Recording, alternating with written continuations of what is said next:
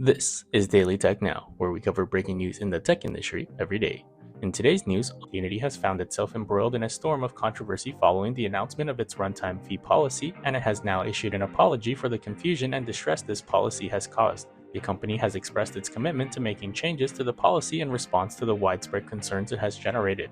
In an effort to address the backlash, Unity has engaged in discussions with various individuals, both within and outside the company, to seek a resolution. While Unity has indicated its intention to revise the policy, specific details regarding the nature and extent of these changes have not been disclosed at this time. The company has, however, assured the public that it will provide an update on this matter in the coming days. The runtime fee policy, scheduled to be implemented on January 1st, 2024, would impose a charge of $0, 20 per install for games that surpass 200,000 installations. This announcement has raised significant questions and concerns within the developer community, particularly with regards to the definition of an install in today's complex gaming landscape.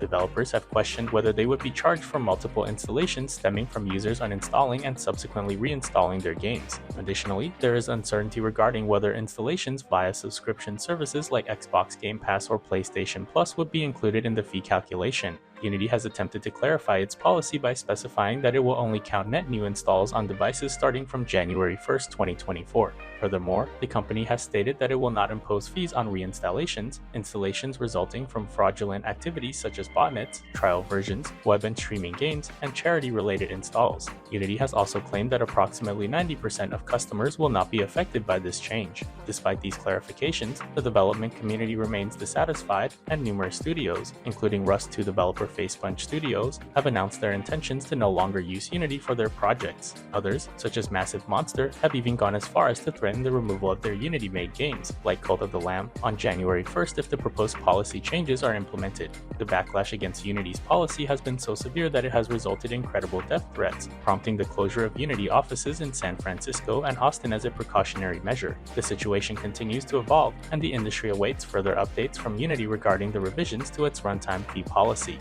In the meantime, the debate over these new install fees and their potential impact on Unity games remains a contentious and evolving topic within the gaming community. This has been your Daily Tech News, and please subscribe and come back tomorrow for more.